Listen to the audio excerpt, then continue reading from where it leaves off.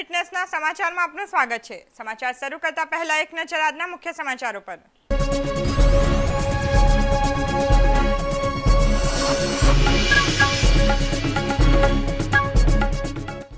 કેન્દ્ર સરકાર દ્વારા કરાયેલા ડીઝલના ભાવ વધારાના અને એફડીઆઈની મંજૂરીનો ઠેર ઠેર વિરોધ।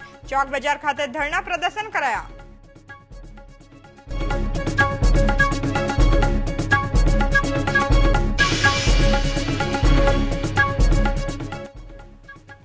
નિલેશ ગજ્જર હત્યા પ્રકરણમાં પોલીસની તપાસ દિશાવિહીન। કુખ્યાત મનીષ સિંધિયાની પૂછપરછમાં પણ કોઈ કડી હાથ ન લાગી।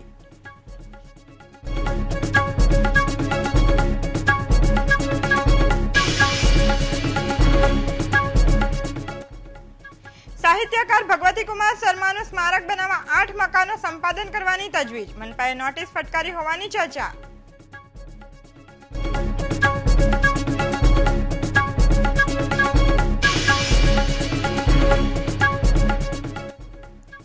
ડીઆર ભાણા કોલેજના વિદ્યાર્થીઓ હડતાળ પર ઉતર્યા। હાજરી મુદ્દે સંચાલકો સાથે મતભેદ બાદ સમાધાન થતા હડતાળ સમેટાઈ।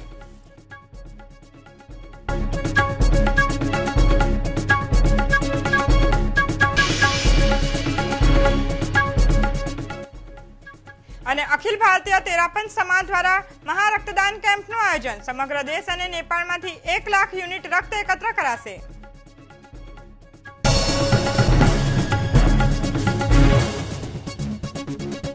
અને હવે સમાચાર વિગતવાર। કેન્દ્ર સરકાર દ્વારા ગુરુવારની મધરાતથી ડીઝલમાં ₹5નો વધારો અને ગેસ સિલિન્ડરો પર સબસિડી આપવાનો નિર્ણય લીધો છે, જેનો સમગ્ર દેશમાં વિરોધ થઈ રહ્યો છે। શનિવારે all India domestic youth organisation દ્વારા ચોક બજાર ખાતે ડીઝલના ભાવ વધારા, સબસિડાઇઝ ગેસ સિલિન્ડરોમાં ઘટાડો અને એફડીઆઈને 51%ની મંજૂરીના વિરોધમાં ધરણા પ્રદર્શન કરવામાં આવ્યું હતું। અમે SUCI socialist unity centre of India communist party તરફથી અત્યારે જે ગઈકાલે જ ડીઝલનો જે ભાવ વધારો થયો, રાંધણ ગેસ પરની સબસિડી ઉપરનો જે કાપ મૂકવામાં આવ્યો, બંધ કરી દેવામાં આવી અને માત્ર વર્ષના 6 જ બાટલા આપવામાં આવશે રાહત દરથી અને બાકીના બાટલા ડબલ ચાર્જથી એમ કે ચૂકવવામાં આવશે।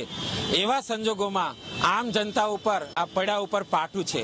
રોજ બરોજ લોકો આત્મહત્યા કરી રહ્યા છે। એનું એકમાત્ર કારણ છે કે આજે મધ્યમ વર્ગ અને ગરીબ વર્ગ એના ઉપર જે મોંઘવારીનો માર પડી રહ્યો છે, એનાથી સ્વમાનભેર જિંદગી જીવવાનું મુશ્કેલ બની ગયું છે। એવા સંજોગોમાં આ માત્ર ડીઝલનો ભાવ વધારો નથી, ડીઝલના ભાવ વધારાની સાથે તમામ પ્રકારનો વાહન વ્યવહાર, તમામ પ્રકારના શાકભાજી ને જે કંઈ માલ વસ્તુઓ જે લઈ જવામાં આવશે વાહનમાં, એના ઉપર પણ ભાવ વધારો થવાનો, એની સાથે તમામ વસ્તુઓ મોંઘી થવાની છે। બીજું બાજુ એ પણ છે કે એફડીઆઈ ને જે છૂટ આપી દેવામાં આવી ગઈકાલે સેન્ટ્રલ ગવર્મેન્ટ તરફથી, કે જે આંદોલન લડીને રોકવામાં આવ્યું હતું, એને હવે પૂરેપૂરી છૂટ આપી દેવામાં આવી। એવા સંજોગોમાં અહીંના જે ગુજરાતના જે નાના નાના વેપારીઓ છે, એના રોજગારી ધંધા ઉપર પણ માર પડવાનો છે। કારણ કે વિદેશી મૂડીરોકાણ જે મોલ આવી રહ્યા છે, મોલ કલ્ચર, જે આપણા નાની નાની દુકાનોમાં જે લોકો કમાઈ રહ્યા હતા વેપારીઓ, એને જે થોડું સસ્તામાં મળતું હતું, એ તમામ પ્રકારની મોંઘવારી વધશે, એ લોકોના રોજગાર ધંધા ભાંગી જશે। આપણા જે નાના વેપારીઓ છે એને કદાચ ઘરે બેસવાનો વારો આવશે। એવા સંજોગોમાં એફડીઆઈ પાછો ખેંચાવો જોઈએ। એસયુસીઆઈ પાર્ટી માને છે કે એફડીઆઈમાં જે વધારો કરવામાં આવ્યો છે, તમામ પ્રકારની છૂટ આપી દેવામાં આવી 51%ની, જે એ પણ પાછી ખેંચી લેવામાં આવે। એની સાથે ડીઝલનો ભાવ વધારો પણ નાબૂદ કરવામાં આવે અને ગેસ ઉપરની જે સબસિડી હતી એ ચાલુ રાખવામાં આવે। નહીતર તો એવું બનશે કે માત્ર 5 જણાનો પરિવાર હોય જેને 1 મહિનામાં 1 બાટલો જોઈએ, તો શું બાકીના 6 મહિના એ ભૂખ્યા રહેશે? એવા સંજોગોમાં 12 મહિનાના 12 બાટલા જે ઓછામાં ઓછા લોકો વાપરતા હતા, એ રાહત દરે મળવા જોઈએ। એટલી જ અમારી માગણી છે એસયુસીઆઈ કોમ્યુનિસ્ટ પાર્ટી। મલ્ટી બ્રાન્ડ રિટેલમાં 51% એફડીઆઈથી દેશના નાના વેપારીઓની દુકાનોને તાળા લાગી જશે। કામરેજમાં વિવેકાનંદ યુવા વિકાસ યાત્રા અંતર્ગત યોજાયેલી સભામાં મુખ્યમંત્રી મોદીએ રિટેલમાં એફડીઆઈ મુદ્દે કેન્દ્ર સરકારને આડે હાથે લીધી હતી। ડુબાડી રહ્યા છો, હજુ સમય છે। આ તમારી દિશા છોડો, આ ગુજરાતની દિશા પકડો, દેશની દશા સુધરી જશે, દેશની દશા સુધરી જશે। ભાઈઓ બહેનો, 12 વર્ષ થયા, એક જ મંત્ર લઈને હું કામ કરું છું, વિકાસ। મારે ગુજરાતને નવી ઊંચાઈઓ પર લઈ જવું છે. સ્વામી વિવેકાનંદનું સપનું હતું ભારત માતાને જગતગુરુના સ્થાને જોવા માંગતા હતા. સ્વામી વિવેકાનંદ ભારત માતાને જગતગુરુના સ્થાને જોવા માંગતા હતા. સ્વામી વિવેકાનંદ કહેતા હતા કે આ દેશનો નવજવાન આ ભારત માતાના જગતગુરુ સ્થાને વિરાજમાન કરશે. ભાઈઓ બહેનો, આપણી બધાની જવાબદારી છે સ્વામી વિવેકાનંદના સપનાને સાકાર કરવાની, આપણી યુવા શક્તિને જોડવાની અને આ સપના પૂરા કરવા માટે આપણે સૌ સંકલ્પ કરીએ. મારી સાથે બોલીશું, ભારત માતા કી, ભારત માતા કી. આપે જે સ્વાગત સન્માન કર્યું, આપનો ખૂબ ખૂબ આભાર. ભારત માતા કી. ગુરુવારે રાત્રે પીસીબી મનીષ સિંધિયાને અડાજણ પોલીસ મથકે લઈ આવી હતી અને પૂછપરછ હાથ ધરી હતી. ત્યારે પોલીસ મથકની બહાર એક કાર આવીને ઊભી રહી હતી. કારમાં લાઇટ ચાલુ કરી બે વ્યક્તિ બેસેલા હતા. પોલીસને શંકા જતા બંનેની પૂછપરછ હાથ ધરી હતી, જેમાં બંને ભાઈ કો અંદર લાયા है इसीलिए हम लोग आए हैं એવું જણાવતા પોલીસે કારની ઝડપી લીધી હતી અને તેમાં કારમાંથી દારૂની બોટલ મળી આવતા પોલીસે પ્રોહિબિશનનો ગુનો દાખલ કરી બંનેની અટક કરી હતી એવું બિન આધારભૂત સૂત્રો થકી જાણવા મળ્યું છે. ત્યારે મનીષ સિંધિયાના જીવને પણ જોખમ હોવાથી આ બંને તેના પ્રોટેક્ટ માટે આવ્યા હોવાનું મનાઈ રહ્યું છે. લોક જનશક્તિ પાર્ટીના અધ્યક્ષ રામવિલાસ પાસવાન સુરતની મુલાકાતે આવ્યા હતા. સેલવાસ, વાપી ઉપરાંત સુરતની મુલાકાત લેનાર રામવિલાસ પાસવાને રાજ્ય સરકાર પર આકરા પ્રહારો કર્યા હતા. જ્યારે એફડીઆઈ અંગે તેઓએ પોતાનું સ્ટેન્ડ ક્લિયર ન કરતા જણાવ્યું હતું કે આગામી 20મી સપ્ટેમ્બરના રોજ પાર્ટી દ્વારા બેઠક કર્યા પછી તેઓ એફડીઆઈ અંગે નિર્ણય લેશે. તેમજ પાસવાને ડીઝલના ભાવમાં કેન્દ્ર સરકાર દ્વારા કરવામાં આવેલા વધારા અંગે પોતાનો વિરોધ વ્યક્ત કર્યો હતો. तो उनको अनुसूचित जाति जनजाति माना जाएगा, तो ये बहुत अच्छा है, स्वागत करने लायक चीज़ है कि हम लोगों का भी मांग रहा है शुरू से कि एक राज्य का आदमी यदि दूसरे राज्य में जाता है और वो आदमी यदि शेड्यूल कास्ट शेड्यूल ट्राइब्स का है तो उसको शेड्यूल कास्ट शेड्यूल ट्राइब्स माना जाना चाहिए. और हम भारत सरकार से मांग करते हैं कि भारत सरकार इस संबंध में पार्लियामेंट में अविलंब जो है बिल पेश करे इस आशय का कि एक राज्य में जो शेड्यूल कास्ट हैं शेड्यूल ट्राइब्स हैं किसी भी राज्य में जाए तो उनको अनुसूचित जाति जनजाति माना जाए. दूसरा जो है एफडीआई वाला मामला है. एफडीआई में हमारी पार्टी की नेशनल एग्जीक्यूटिव की बैठक हुई थी, पिछले साल में बैठक हुई थी यहाँ सोमनाथ में. तो सोमनाथ में बैठक हुई थी, उसमें जो है सो पार्टी ने एक कमेटी बना दिया था. चूँकि इसके दोनों पहलू हैं. पहला पहलू है कि जो एफडीआई का मतलब है कि जो फॉरेन के जो विदेशी क्या कहते हैं कंपनियां हैं वो विदेशी कंपनियां आएंगी, बड़े बड़े मॉल क्या कहते हैं कि लगाएंगी. उस मॉल में जो है हर तरह का सामान उसमें क्या कहते हैं कि रहेगा और वो किसान से सामान खरीदेंगे और उसका वो प्रोडक्ट तैयार कर करके बेचने का काम करेंगे. तो इसका एक प्लस पॉइंट तो ज़रूर है. ये प्लस पॉइंट है कि किसान को जो है जो दाम जो है वो अधिक मिलेगा कंपटीशन में और जो कंज्यूमर हैं उनको भी सस्ते दर पर जो है सामान मिलेगा और बढ़िया सामान मिलेगा. ये तर्क जो दिया जाता है कि इससे जो छोटे छोटे दुकानदार हैं वो बिल्कुल क्या कहते हैं ख़त्म हो जाएंगे, ऐसी बात नहीं है. हर आदमी मॉल में ही नहीं जाता है. कोई अमीर का हमारा देश नहीं है.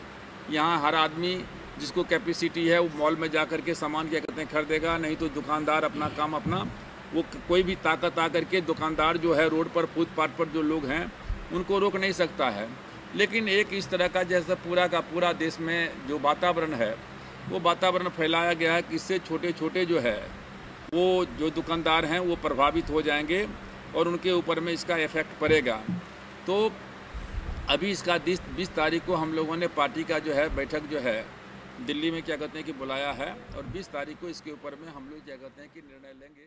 શહેરના જાણીતા સાહિત્યકાર ભગવતી કુમાર શર્માનું સ્મારક બનાવવા મનપાએ તેમના સોની ફળિયા એની બેસન્ટ રોડ સ્થિત નિવાસસ્થાનની આજુબાજુના 8 મકાનોને સંપાદન કરવાની તજવીજ હાથ ધરી છે.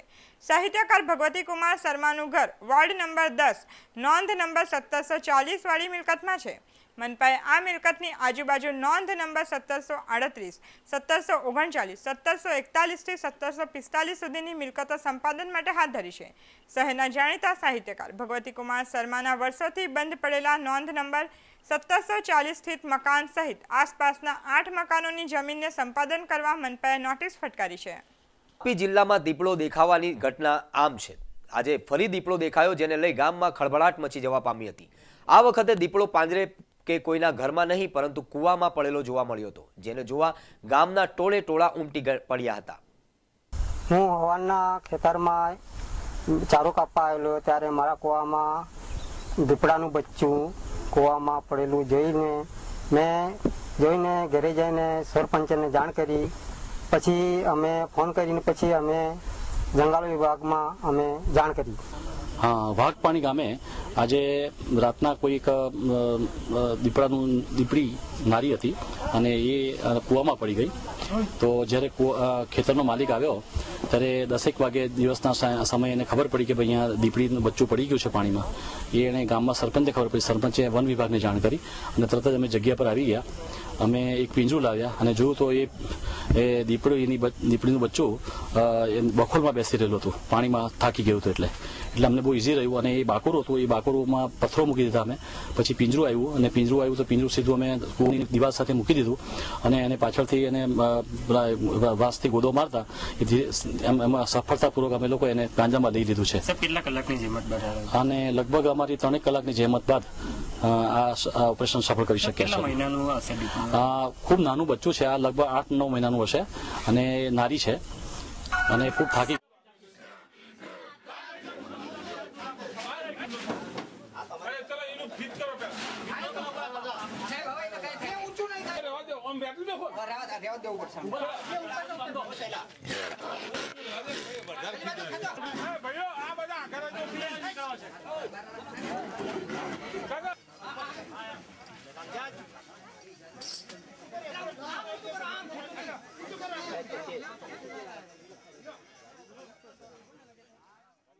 ન્યૂ સિટી લાઇટ ખાતે આવેલી ડી.આર. ભાણા કોલેજમાં હાજરી મુદ્દે સંચાલકો અને બીસીએના વિદ્યાર્થીઓ વચ્ચે મતભેદ થતા શનિવારે વિદ્યાર્થીઓ સવારથી હડતાળ પર ઉતરી ગયા હતા। જોકે બપોર સુધીમાં બંને પક્ષે સહમતિ સધાતા વિદ્યાર્થીઓએ હડતાળ સમેટી લીધી હતી। I am student of CPPCC और हमें सिर्फ यही कंप्लेन है कि हम किसी भी रीज़न से अगर फर्स्ट लेक्चर नहीं अटेंड कर पाते या हम गर्ल्स हैं, हमें घर जाके बहुत सारे काम करने होते हैं, हम किसी रीज़न से ब्रेक के बाद अगर लीव चाहते हैं, हम कोई भी रीज़न से हमें लीव अलाउड नहीं की जाती है। हमें बहुत सारे काम और भी होते हैं, अगर हम जेन्युइन रीज़न भी देते हैं तो वो अप्रूव नहीं किए जाते, जो हमें बहुत रॉन्ग लगता है और हमें पूरे दिन की अटेंडेंस काट ली जाती है। तो हम स्कूल में नहीं है, हम कॉलेज में, हमें लाइफ जीने का पूरा हक है, हमें और भी बहुत सारे काम होते हैं जो हमें फिनिश करने होते हैं। तो फैकल्टी को ये चीज़ समझनी चाहिए कि हमारी एक लाइफ है, हमें धमकी नहीं दे कि वो लिटरली हमें धमकी देते हैं कि तुम गर्ल्स हो, तुम्हारी अटेंडेंस काटी जाएगी, तो पेरेंट्स को बुलाया जाएगा। हमें पेरेंट्स को बुलाया जाता है तो हम पे बहुत बड़ा इफेक्ट पड़ता है। वो चीज़ हमें समझनी चाहिए कि हमारे पेरेंट्स रोज फ्री नहीं बैठे उनके पास आने के लिए। यही हमारी कंप्लेन है कि हमें इस तरह पेरेंट्स को नहीं डेली बुलाया जाए और हमारी अटेंडेंस के लिए अगर हम एप्लीकेशन देते हैं तो उसे अप्रूव किया जाए, हमारी प्रॉब्लम को समझा जाए, हम जेन्यून हैं, हमें एक फ्रीडम दी जाए जो हम कॉलेज में है तो हमें डिमांड करते हैं। સમગ્ર દેશ સહિત નેપાળમાં પણ 17મી સપ્ટેમ્બરના રોજ અખિલ ભારતીય તેરા પંથ દ્વારા મહા રક્તદાન કેમ્પનું આયોજન કરવામાં આવ્યું છે, જેમાં 1 લાખ યુનિટ રક્ત એકત્ર કરવામાં આવનાર છે। રાજ્યની સરકાર અને સેલિબ્રિટીઓ પણ આ રક્તદાન કેમ્પમાં સહકાર આપનાર છે। પોતે ગુજરાતના મુખ્યમંત્રી નરેન્દ્રભાઈ મોદી આ કેમ્પમાં રક્તદાન કરનાર છે। 1 વર્ષમાં ભારતમાં 3 મિલિયન બોટલો ઓછી પડે છે। લોકોમાં રક્તદાન વિશે જાગૃતિ આવે અને લોકો રક્તદાન કરે, આ હેતુથી આ મહા રક્તદાન શિબિરનું આયોજન દેશભરમાં કરવામાં આવ્યું છે। ये जो मेगा ब्लड डोनेशन ड्राइव है, ये एक मिनट, मैं Rajesh Surana, mega blood donation drive का राष्ट्रीय संयोजक। ये जो महा रक्तदान अभियान चल रहा है, ये पूरे देश भर के 700 सेंटर पर एक साथ आयोजित होने वाला है। इस महा रक्तदान कार्यक्रम के द्वारा पूरे देश भर के 700 सेंटर में से 1 लाख यूनिट ब्लड एकत्रित किया जाएगा, जो विश्व का सबसे बड़ा कार्यक्रम होगा। इस कार्यक्रम के लिए हमारे देश के तमाम युवाओं ने कमर कस ली है और इसके लिए वे तैयार हो गए हैं कि मानवता के इतिहास में एक अनुपम दिन लिखा जाए। ब्लड क्यों अनिवार्य है, ये हम सभी जानते हैं।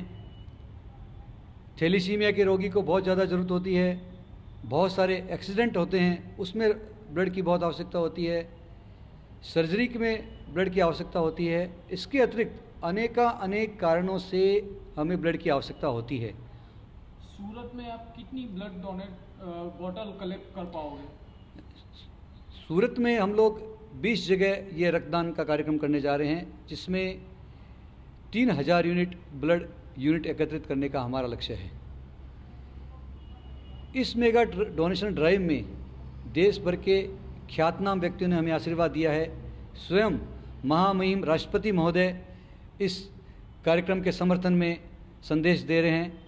इसके अलावा गुजरात के मुख्यमंत्री श्री नरेंद्र मोदी, राजस्थान के मुख्यमंत्री श्री अशोक गहलोत, इसके अलावा बहुत सारे राज्यों के मुख्यमंत्री, राज्यपाल, एमएलए, एमपी, मिनिस्टर्स ने हमें सहयोग का वादा किया है।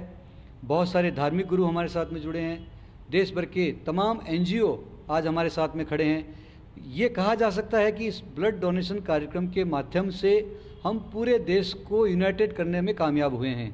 हम चाहते हैं कि न केवल एक सेवा का कार्य हो रहा है, बल्कि पूरे देश भर में एक जागृति जो हो, युवा वर्ग में जो जागृति है, वो इस कार्यक्रम के माध्यम से आएगी। विकास जी, आप उधना रीजन देख रहे हो, उधना में से कितना ब्लड कलेक्ट होगा? हम उधना में करीबन 3 कैंप लगा रहे हैं और अप्रोक्स हम 1000 बोतल इकट्ठी करेंगे उधना के अंदर। अच्छा, और मार्केट एरिया, सॉरी उधना, फिर दूसरी और इंडस्ट्रियल एरिया तो आपने किया, मगर सूरत के आउटसाइड कोई एरिया में आपने जैसे किया हो वैसे? अपने सूरत के आउटसाइड कामरेज, चलथान, लिम्बायत, सचिन, वहाँ भी अपने कैंप लग रहे हैं। उसका सब मिला के करीबन अपने 1 लाख बोतल वहाँ और 1000 बोतल वहाँ इकट्ठी करेंगे। और वहाँ पे अपने जी बताइए, आप कौन से तरह के सॉफ्टवेयर इसमें? हम लोग यहाँ पे एक सॉफ्टवेयर ऐसा डेवलप किया हुआ है कि जहाँ जहाँ हमारे ऑल ओवर इंडिया में जहाँ जहाँ कैंप लगेंगे, हम लोग उस दिन उनके साथ में ऑनलाइन कनेक्टिविटी रहेंगे। तो जैसे जैसे वहाँ पे ब्लड डोनेशन का काम जैसे जैसे आगे बढ़ता जाएगा, वैसे वैसे वो काउंटिंग हमारे यहाँ पे सॉफ्टवेयर में काउंटिंग बाई काउंटिंग अपलोड होती जाएगी। तो हमारे यहाँ पे सीधा वो कलेक्टिव टारगेट आ जाएगा कि हमारे ऑल ओवर इंडिया में जितने भी कैंप्स हैं, वहाँ पर हम लोग अभी तक कितना टारगेट अचीव कर चुके हैं। ये हिसाब से हमने एक सॉफ्टवेयर डेवलप किया हुआ, उसमें कंप्लीट डोनर की पूरी इन्फॉर्मेशन रहेगी, उसका ब्लड ग्रुप, उसका एड्रेस, उसकी कंप्लीट जानकारी। हमने एक ऐसा पैकेज तैयार किया हुआ है कि जो हम सीधा उनके साथ में ऑनलाइन कनेक्टिविटी हो सकते हैं। हम ब्लड डोनेशन के कैंप के साथ साथ आई डोनेशन, बॉडी डोनेशन और नशा मुक्ति के लाखों फॉर्म्स भरवाने जा रहे हैं। कितने आई डोनेशन के कितने फॉर्म अप्रॉक्सीमेटली आपका पास होने वाले हैं, कुछ अंदाजे? हम लोग जहाँ पे एक जगह पे जैसे 100 ब्लड यूनिट जहाँ पे इकट्ठा हो गए, तो हमको एक अंदाजा है कि 20 फॉर्म आई डोनेशन के होंगे और 5 બોડી ડોનેશન કે. લીંબાયતના જુદી જુદી જગ્યાએ ચાલતા જુગારધામ પર લીંબાયત પોલીસે બાતમીના આધારે છાપો મારી 7 જુગારીઓને ઝડપી પડ્યા હતા અને તેમના અંગ ઝડપી તથા મોબાઈલ ફોન સહિત કુલ રૂપિયા 16,880નો મુદ્દામાલ કબજે કરી કાયદેસરની કાર્યવાહી હાથ ધરી હતી। અમરોલી ખાતે સુરત મહાનગરપાલિકા દ્વારા આરોગ્ય કેમ્પનું આયોજન કરવામાં આવ્યું હતું, જેમાં સ્થાનિક રહીશોને નિઃશુલ્ક ડોક્ટરો દ્વારા ચેકઅપ કરી આરોગ્ય નિદાન કરી આપવામાં આવ્યું હતું। જો કે કેમ્પની બહારની દશા જોઈ મહાનગરપાલિકાની સ્વચ્છ સુરતની મોટી મોટી વાતોની પોલ ઉઘાડી પડી ગઈ હતી। લોકોની આરોગ્યની ચિંતા કરનાર મહાનગરપાલિકાના આરોગ્ય કેમ્પની સામે જ ગંદકીનું સામ્રાજ્ય જોવા મળ્યું હતું। જો મહાનગરપાલિકાના આ ગંદકીને પહેલા જ દૂર કરી દીધી હોત તો આ આરોગ્ય કેમ્પની જરૂરિયાત લોકોને નહીં પડી હોત। આપ જોઈ શકો છો કે કેવી રીતે લોકો આ ગંદકી પરથી પસાર થઈ રહ્યા છે। આ ગંદકી રોગચાળો ફેલાવી શકે છે, પરંતુ પ્રશ્ન આ ઊભો થાય છે કે આવી ગંદકી ક્યારે દૂર કરાશે।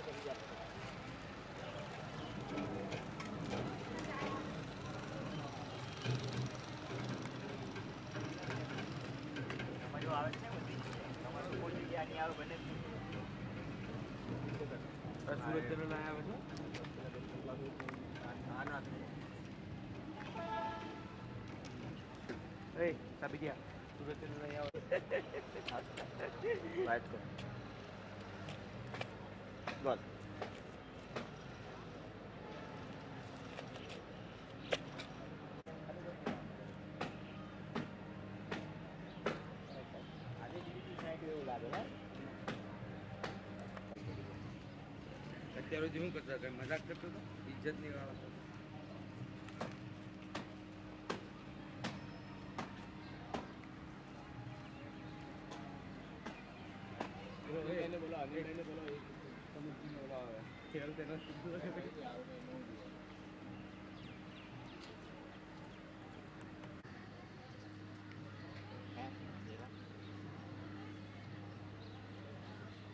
કેમેરામેન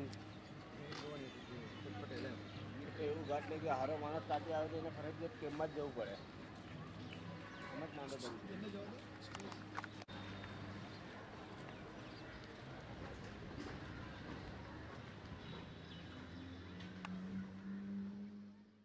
આ વર્ષ ઇન્ડિયા આઈટીએમમાં 45 અલગ અલગ દેશોની 700 કંપનીઓ ભાગ લેશે. આશરે 65,000 સ્ક્વેર મીટરથી વધુ વિસ્તારમાં આ એક્ઝિબિશન યોજાશે અને 1 લાખથી પણ વધુ મુલાકાતીઓ ભારતના સૌથી વિશાળ અને પ્રતિષ્ઠિત એન્જિનિયરિંગ એક્ઝિબિશન અને વિશ્વસ્તરીય ટેક્સટાઇલ ટેકનોલોજીના પ્રદર્શનનો લાભ લેશે.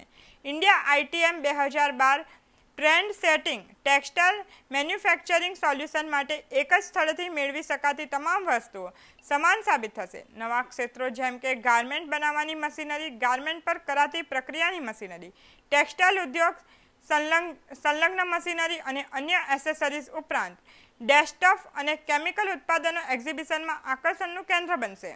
દુનિયાભરમાં જે કંઈ ઇન્ટરનેશનલ એક્ઝિબિશનો થાય છે ટેક્સટાઇલને લગતા, તેમાં સેકન્ડ લાર્જેસ્ટ એક્ઝિબિશન થવાનું આપણે ચાઇના કરતાં પણ આમાં આગળ આવી ગયા છે.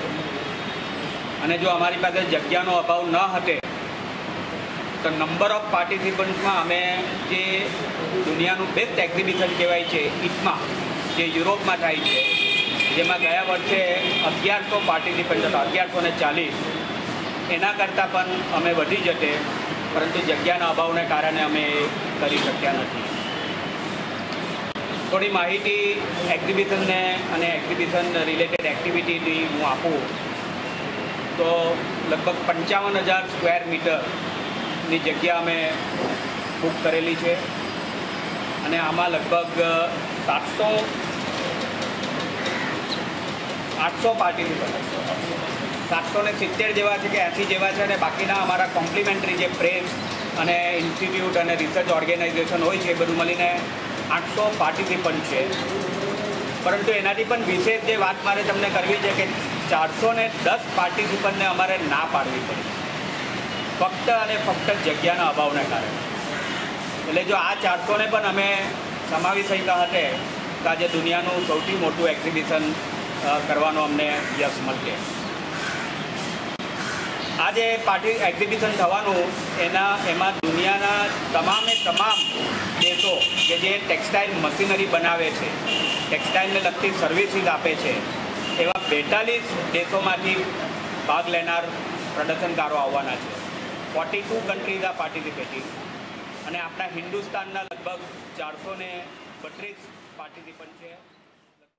પાંડેસરા જીઆઈડીસી ખાતે આવેલ શ્રીજી ડાઇંગ મિલમાં વહેલી સવારે આગ ફાટી નીકળતા અફરાતફરીનો માહોલ સર્જાઈ ગયો હતો. શ્રીજી ડાઇંગ મિલમાં આગ લાગતા કેમિકલના ભડકાથી આગની જ્વાળા આશરે 20 થી 25 ફૂટ સુધી ઉપર ઉઠી હતી. ફાયર બ્રિગેડને આગની જાણ થતાં તુરંત ઘટના સ્થળે પહોંચી આગને કાબૂમાં લીધી હતી. સદભાગ્યે કોઈ જાનહાનિ નોંધાઈ ન હતી.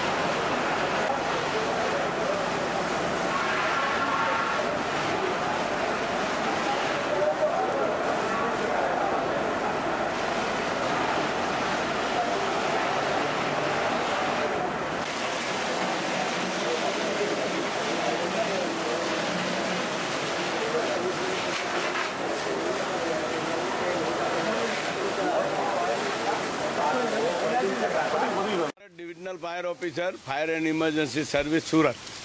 अच्छा, आ केवी तो लागी ने कई जगह लागी आ મિલમાં રિનોવેશનનું કામ ચાલતું હતું અને એમાં એ લોકો બધી લાઈન ખાલી કરી નાખેલી હતી અને કંઈ વેલ્ડિંગ કામ ચાલુ હતું,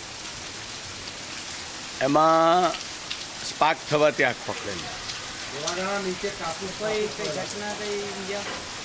ફાયર બ્રિગેડને જાણ કરી, તાત્કાલિક ફાયર બ્રિગેડ આવી જવાથી એને ઓઇલ ફાયર હતું એટલે કંટ્રોલ કરી દીધું. પાઇપલાઇનમાંથી ઓઇલ લીકેજ થઈ ગયેલું અને મેન પાઇપલાઇન એમની બંધ હતી એટલે સ્પ્રેડ ના થયું, નહીતર વધારે સ્પ્રેડ થઈ જાત તો ફાયર બ્રિગેડને વધારે એક્સરસાઇઝ કરવી પડે. નુકસાનનો અંદાજ તો જાણવા નહીં મળે, પણ કોઈ જાનહાનિ, કોઈ માણસોને કંઈ નુકસાન નથી. ફાયર બ્રિગેડની ગાડી કેટલી આવી છે?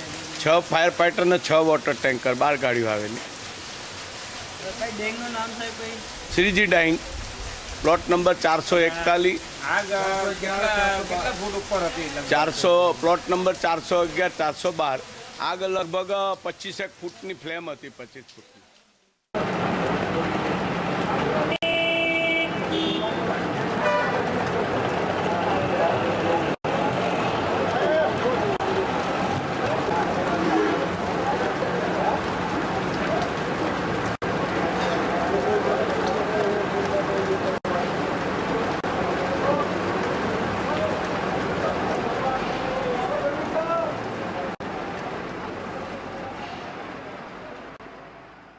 સેઠ પીટી મહિલા કોલેજમાં 14-15 સપ્ટેમ્બર દરમિયાન લિટરેચર એન્ડ સિનેમા વિષયક રાષ્ટ્રીય પરિસંવાદનું સુંદર આયોજન થયું હતું. યુનિવર્સિટી ગ્રાન્ટ્સ કમિશન દ્વારા સ્પોન્સર થયેલ અને સેઠ પીટી મહિલા કોલેજ ખાતે યોજાયેલ આ પરિસંવાદમાં અદ્ભુત અને અનુભવી વક્તાઓ દ્વારા અતિ સુંદર દાખલાઓ સહિત ફિલ્મો અને સાહિત્યના નિચોડરૂપ ઉદ્બોધનો અપાયા હતા. ત્યારથી સતત તેના વિકાસ વિશે ચર્ચાઓ થતી રહી, પરિણામે તેને માણવાની ઉત્સુકતા પણ પરાકાષ્ઠાએ પહોંચી હતી. આ 2 દિવસના પરિસંવાદને માણતા પરમ આનંદની અનુભૂતિ કરી રહી છું. અન્ય કોલેજોમાંથી આવેલા અધ્યાપકોના મુખ પર પણ એ જ આનંદ મિશ્રિત સંતોષનો ભાવ હું વાંચી શકું છું, કારણ કે આ પરિસંવાદે અમને અમારી અપેક્ષા કરતાં ઘણું બધું વધારે આપ્યું છે. ખૂબ હળવા શબ્દોમાં કહું તો ગુજરાતીમાં કહેવત છે કે ઘર તો તું માંડી જો ને પ્રસંગ તો તું ઉકેલી જો. વ્યવહારુ ભાષામાં આ પરિસંવાદ વિશે કહું તો પરિસંવાદનું આયોજન કરવું એટલે જાણે દીકરીના લગ્નનો પ્રસંગ ઉકેલવા જેવી વાત. સ્વામી વિવેકાનંદની 150મી જન્મ જયંતિ નિમિત્તે યુવા વિકાસ યાત્રા સાથે બારડોલીના હેલીપેડ ગ્રાઉન્ડ પર પહોંચેલા રાજ્યના મુખ્યમંત્રી દેશમાં વધી રહેલા ભ્રષ્ટાચાર, ડીઝલના ભાવમાં વધારો, મોંઘવારી અને મટન નિકાસ પર સબસિડીના મુદ્દે કેન્દ્રની યુપીએ સરકારની ઝાટકણી કાઢી હતી. मीडिया के मित्रों ने खबर सुनाई, भारत सरकार ने निर्णय किया है. उस निर्णय पर मैं अपनी टिप्पणी देना चाहता हूं. फॉरेन डायरेक्ट इन्वेस्टमेंट के लिए, एफडीआई के लिए मैं हैरान हूं प्रधानमंत्री क्या कर रहे हैं. 100% जो छोटे व्यापारी हैं वो मेरी बात को समझे. उन्होंने अब जो हमारे किराने के व्यापारी हैं, छोटे व्यापारी हैं, उनकी दुकानों को ताला लगाने का निर्णय किया है और विदेशियों को, एफडीआई को हिंदुस्तान में रिटेल के लिए परमिट देने का आज फैसला कर लिया है. अगर ये रिटेल के अंदर 100% इस प्रकार का मार्केट शुरू होगा तो हिंदुस्तान के छोटे व्यापारी के पास कौन खरीदी करने आएगा. दूसरा उन्होंने निर्णय किया है मल्टी ब्रांड के लिए 51% की का अलाउ करने का निर्णय कर दिया है. मैं प्रधानमंत्री से पूछना चाहता हूं कि आपके इस निर्णय के कारण न सिर्फ हिंदुस्तान का छोटा व्यापारी मरेगा, लेकिन हिंदुस्तान के मैन्युफैक्चरिंग सेक्टर को भी गंभीर धक्का लगने वाला है. क्योंकि चाइना में जो माल बनेगा वो अब हिंदुस्तान में आके डंप होगा. दुनिया के किसी देश में सस्ता माल तैयार होगा वो हिंदुस्तान में आकर के डंप होगा और हमारा जो मैन्युफैक्चरर छोटी छोटी चीजें बनाता है, कोई छाता बनाता होगा, कोई खिलौने बनाता होगा, कोई छोटी पेन पेंसिल बनाता होगा, उनका सारे कारखाने बंद हो जाएंगे और उसके कारण देश के लाखों गरीब मजदूर बेरोजगार हो जाएंगे, देश के नौजवान बेरोजगार हो जाएंगे। प्रधानमंत्री आपके निर्णय से देश के नौजवान बेरोजगार होने वाले हैं, आपके निर्णय से छोटे छोटे कारखाने बंद होने वाले हैं, आपके निर्णय से मैन्युफैक्चरिंग सेक्टर को गंभीर धक्का लगने वाला है, आपके निर्णय से छोटे व्यापारियों की दुकानों को ताला लगने वाला है। ये मध्यम तक की पूरी अर्थव्यवस्था तिरमिरा जाने वाली है और इसलिए प्रधानमंत्री आवश्यकता ये थी कि आप वो निर्णय करें ताकि मैन्युफैक्चरिंग सेक्टर में विदेश में जो सस्ता माल हिंदुस्तान में प्रोडक्ट होकर के आता है उसका लेवल प्ले फील्ड मिलना चाहिए।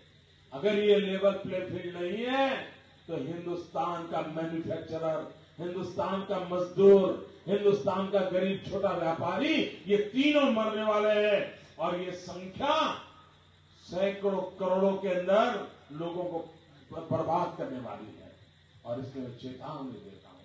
मैं जानता नहीं हूं हिंदुस्तान के भिन्न भिन्न राजनीतिक दलों ने आज भारत सरकार के निर्णय पर क्या अपनी प्रतिक्रिया दी है। मैंने किसी की कोई प्रतिक्रिया सुन नहीं पाया। मैं यात्रा में था लेकिन अभी अभी मुझे पता चला और इसलिए मैं गंभीरता से ये आक्रोश व्यक्त करना चाहता हूं कि आपने छोटे व्यापारियों को डुबो देने का काम किया है।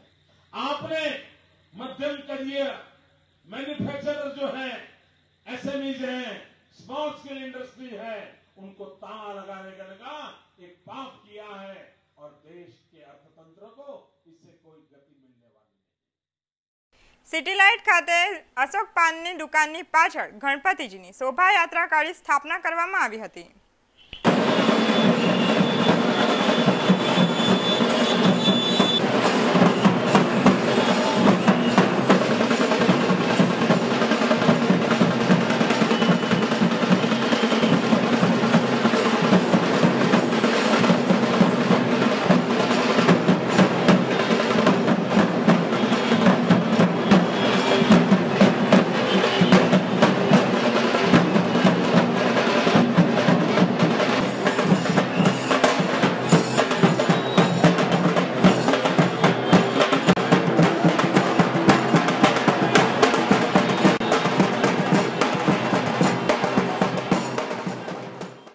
समाचार समाप्त करता पहला एक नजर आजना मुख्य समाचारों पर।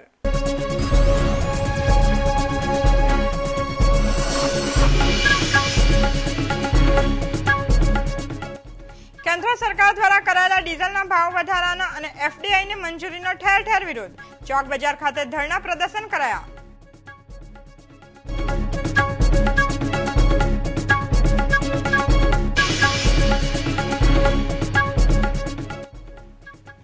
નિલેશ ગજ્જર હત્યા પ્રકરણમાં પોલીસની તપાસ દિશાવિહીન, કુખ્યાત મનીષ સિંધિયાની પૂછપરછમાં પણ કોઈ કડી હાથ ન લાગી।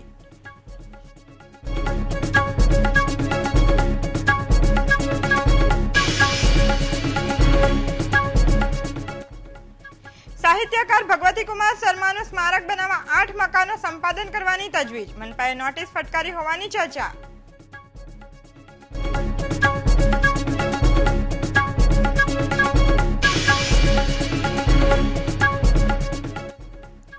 ડીઆર ભાણા કોલેજના વિદ્યાર્થીઓ હડતાળ પર ઉતર્યા, હાજરી મુદ્દે સંચાલકો સાથે મતભેદ બાદ સમાધાન થતા હડતાળ સમેટાઈ।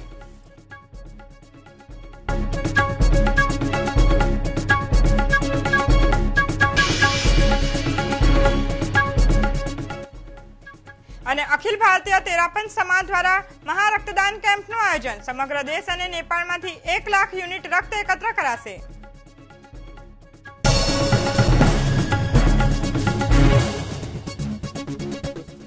તો આ હતા ચેનલ આઈ વિટનેસના અત્યાર સુધીના સમાચારો। વધુ નવી ખબરો સાથે ફરી મળીશું, ત્યાં સુધી રજા આપશો। નમસ્કાર।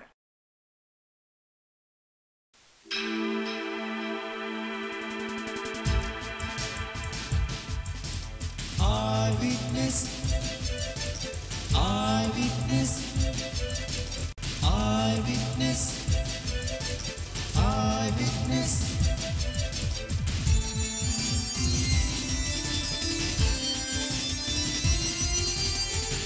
Eyewitness.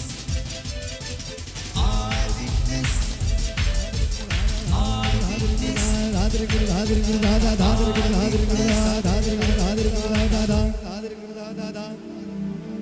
Eyewitness.